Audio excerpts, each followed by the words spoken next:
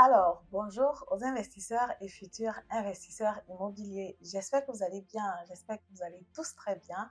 Dans la vidéo d'aujourd'hui, j'ai envie de répondre comme ça à ce commentaire. C'est un commentaire qu'un internaute, une personne de la communauté, une personne qui suit les vidéos m'a fait récemment suite à la vidéo que j'ai faite où je parlais du financement à 110%. Juste pour te mettre dans le bain du sujet, en fait, il y avait une personne qui m'avait posé la question de savoir: Madeleine, est-ce qu'un financement à 110%, est-ce que c'est conseillé? Est-ce que c'est un type de financement qu'il faut faire, oui ou non? Quels sont les avantages? Quels sont les inconvénients? D'après moi, ce ne serait pas vraiment conseillé de faire un financement à 110%. Dans la vidéo que je te mets encore ici, tu peux regarder la vidéo et voir. En fait, je te donnais comme ça la réponse d'un de mes professeurs parce qu'effectivement, lorsque je faisais dans ma certification en tant qu'agent immobilier certifié IACA ici en Allemagne, on a aussi couvert la partie financement. Et vu que j'étais en formation à ce moment-là, j'ai profité pour poser la question au prof pour avoir son idée, même s'il y avait déjà mon idée là-dessus. Je te mets dans la vidéo comme ça en bas de description ou alors ici en haut pour que tu puisses regarder. Donc voilà dans la réaction de notre frère par rapport à cela. Et dans la vidéo d'aujourd'hui, je veux répondre donc à ses préoccupations. Après avoir donc lu le message, à mon avis, je pense qu'il est en train de ressortir trois risques ou alors trois problèmes d'un financement à 110%. Problème numéro un, ce serait justement le surendettement. Parce qu'effectivement, on ne va pas se cacher, on ne va pas se mentir, on va se dire la vérité. Quand tu fais un financement à 110%, naturellement, tu as une dette qui est supérieure au prix du bien immobilier, notamment les 10% qui viennent au-dessus. Point numéro 2 qu'il est en train de soulever, il dit, OK, en plus du surendettement, il y a donc la chute des prix du bien immobilier, la stagnation, la baisse des prix. On entend dans les réseaux aujourd'hui, partout, avec les taux d'intérêt qui sont élevés, les prix qui augmentent. Ça peut arriver que les prix du bien immobilier baissent, ou alors que la valeur du prix immobilier, la valeur du bien immobilier baisse. Qu'en est-il donc dans cette situation-là? Et il soulève aussi un troisième point qui est donc celui des réformes énergétiques actuelles qui sont en train de battre leur cours. Les partis politiques, voilà, tous les différents partis politiques ont leur point de vue par rapport à ça. Il y a les Verts qui en parlent. On veut un monde qui est plus écologique. Qu'en est-il si ces réformes sont vraiment mises en place et que toi, tu es investisseur immobilier? Quelles sont dans les conséquences qui t'incombent en ce moment-là? C'est ce dont je veux parler avec toi dans cette vidéo. Après le générique, reste dans ce tour jusqu'à la fin de la vidéo pour ne rien manquer.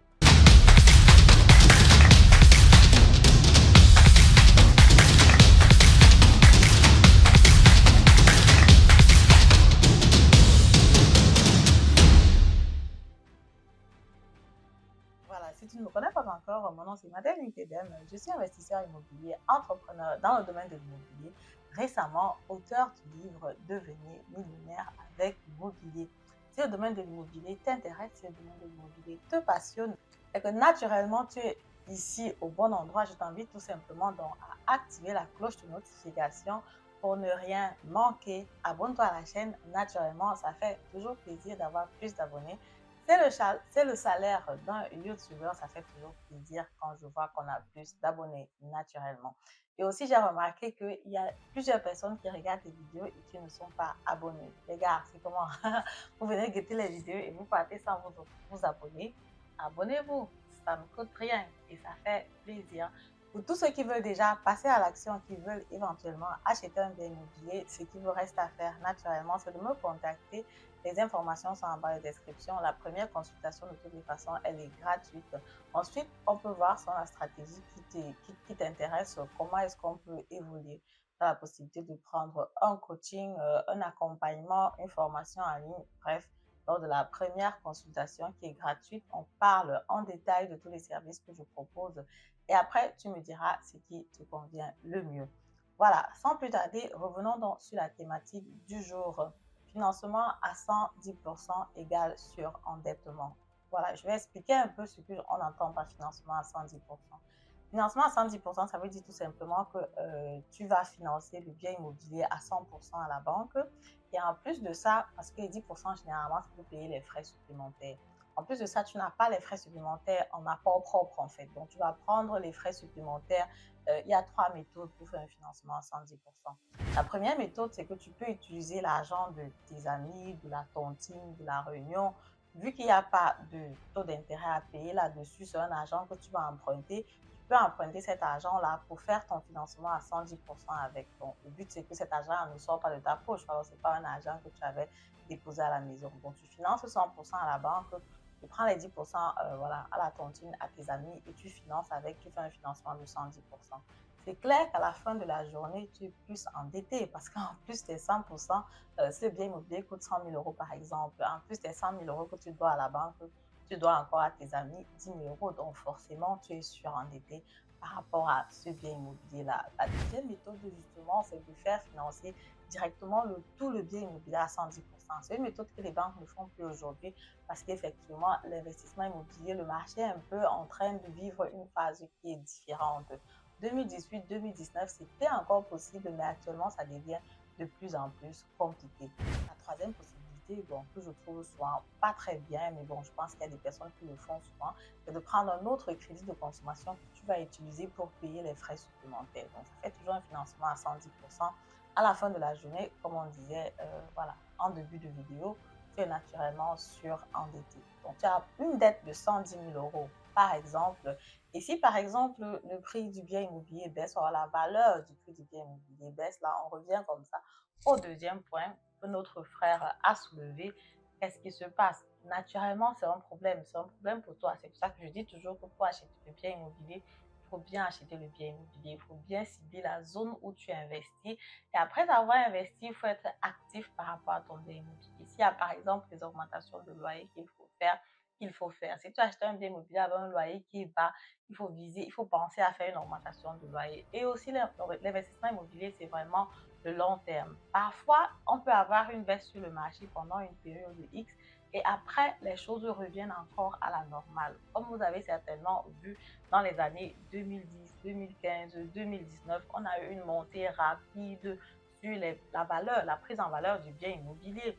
Actuellement, on a plutôt une phase où on est en train de stagner et où les personnes qui ont acheté, par exemple, dans les endroits où ce n'était pas prisé, dans les endroits où voilà, personne n'a envie d'habiter là-bas, c'est clair que là-bas, les prix vont baisser. Maintenant, si tu as fait un financement à 110% dans une zone pareille et que le prix baisse, qu'est-ce qu'il faut faire? Bon, moi, je te conseillerais dans ce cas de garder encore ton bien immobilier parce que je pense que c'est une phase qui est difficile actuellement, mais que cette phase-là va passer en fait. Donc, il faut viser sur le long terme. Parce qu'avec l'inflation qui est élevée aujourd'hui, j'ai regardé ce matin, on était à 7% d'inflation. Ça veut dire que les loyers vont augmenter. Parce que si les prix des marchandises augmentent et tout le reste, naturellement, les loyers vont augmenter aussi. Donc, toi, en tant qu'investisseur immobilier, même si tu as investi dans une zone où les prix n'augmentent pas, voilà, le bien immobilier perd en valeur, je pense que jusqu'à présent, on a une perte en valeur d'environ 5 à 10% selon les régions. Il y a des endroits où le prix du bien immobilier continue à prendre en valeur. Comme je dis, ça dépend de l'endroit où tu as acheté, de comment tu as acheté aussi, de combien tu as acheté le bien immobilier. Ensuite, tu achètes par exemple le bien immobilier à 100 000 €, tu as pris une dette de 110 000 € et que par exemple, il y a une perte de valeur et que la valeur du bien immobilier maintenant c'est 90 000 €, tu te rends compte que le delta qui te reste, donc c'est 20 000 € et c'est quand même énorme. Donc, il faut être soit actif avec ton bien immobilier pour voir comment rehausser sa valeur en augmentant le loyer, en renouvelant le bien immobilier, en achetant dans un endroit qui est bien situé pour déjà éviter ce risque-là en amont. Ou alors en gardant le bien immobilier parce que je suppose que si tu as acheté le bien immobilier à 1 an ou 2 ans pour revendre cette année, naturellement, tu ne peux pas vraiment faire. Il serait très difficile de faire une bonne marge là-dessus, à moins que tu aies acheté le bien immobilier vraiment moins cher. Ce qui est assez difficile à trouver sur le marché, il faut vraiment avoir la possibilité d'avoir accès à ce type de prix-là.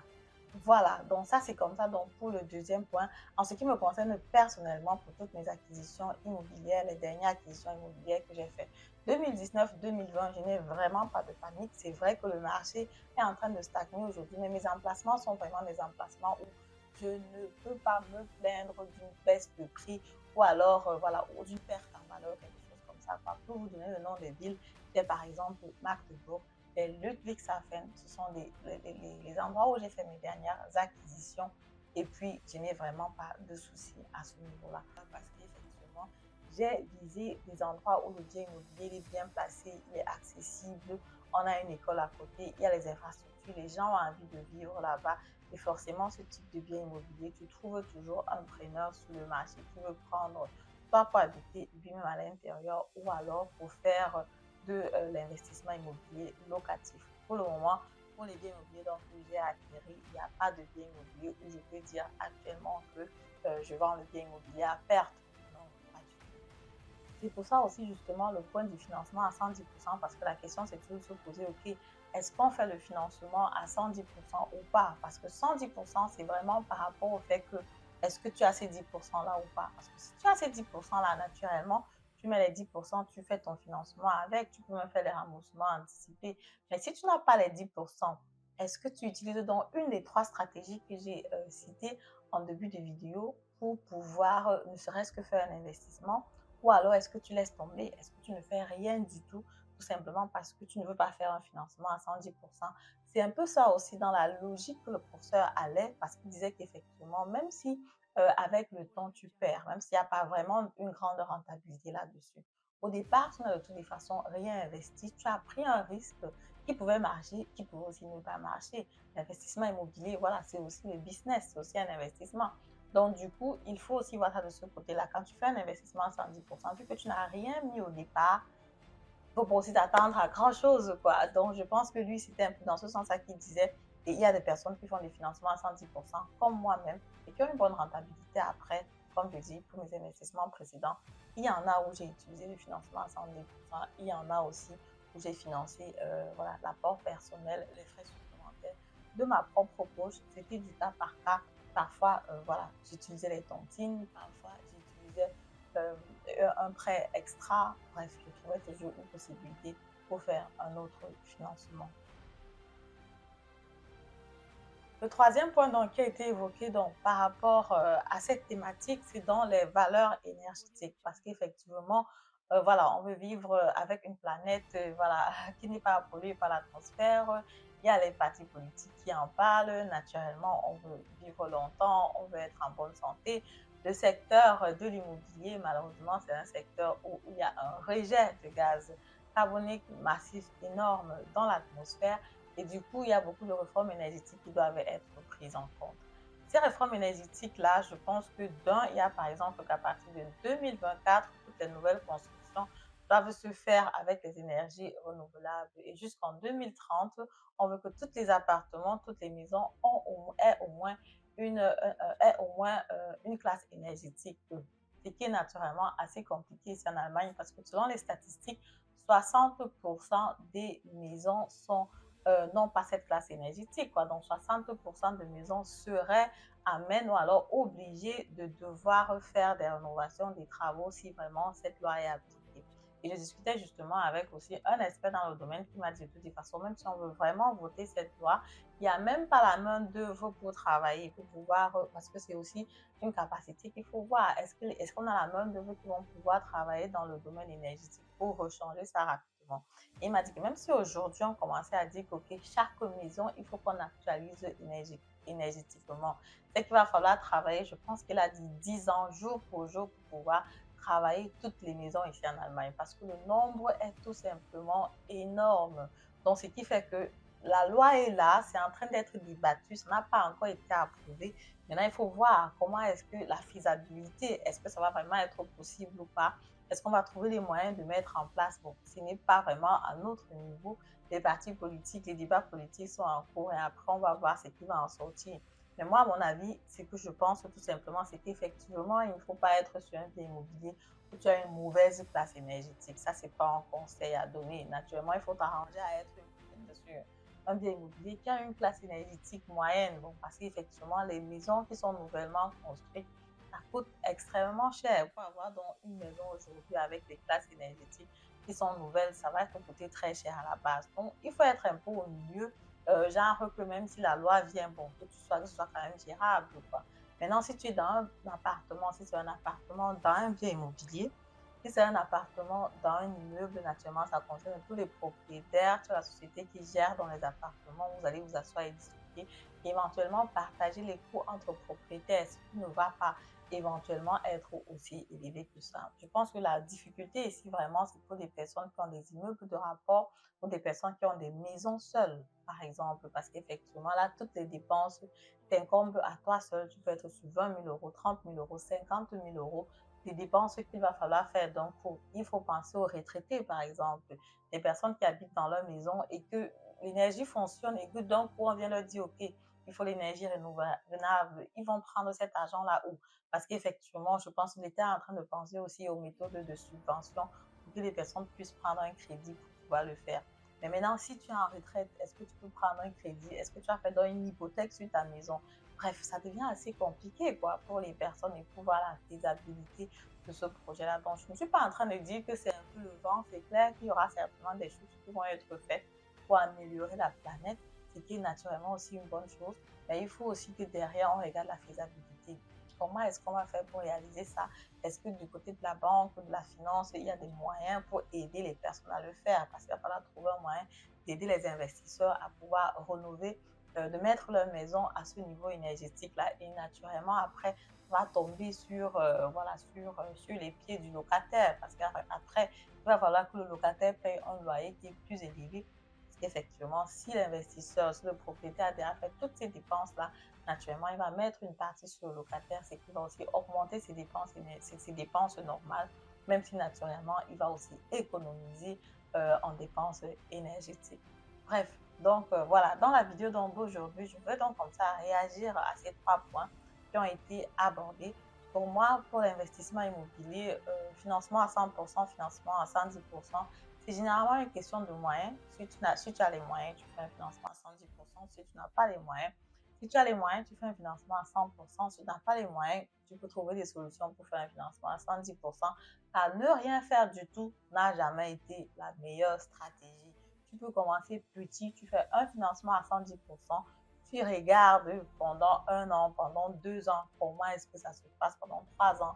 Est-ce que je m'en sors? Et c'est après ça maintenant que tu dis, OK, peut-être tu fais un deuxième. Là, tu ne fais pas vraiment rapidement. Tu prends le temps de tester quand même. Parce qu'effectivement, comme tu dis, la dette est plus lourde que si tu fais un financement à 100%. Mais c'est parce que naturellement, tu n'as pas d'apport que tu le fais. Voilà, c'est donc comme ça que ce que je voulais partager avec vous dans cette vidéo. J'espère que la vidéo vous a plu. Si la vidéo vous a plu, naturellement, vous pouvez me mettre un pouce en haut. Commentez la vidéo si vous êtes de notre avis, naturellement, parce que c'est aussi une thématique assez intéressante pour tous. Le surendettement, les réformes énergétiques. Qu'est-ce que vous en pensez? Faites-moi savoir en commentaire. Et moi, je vous dis à très bientôt pour la prochaine vidéo. Au revoir.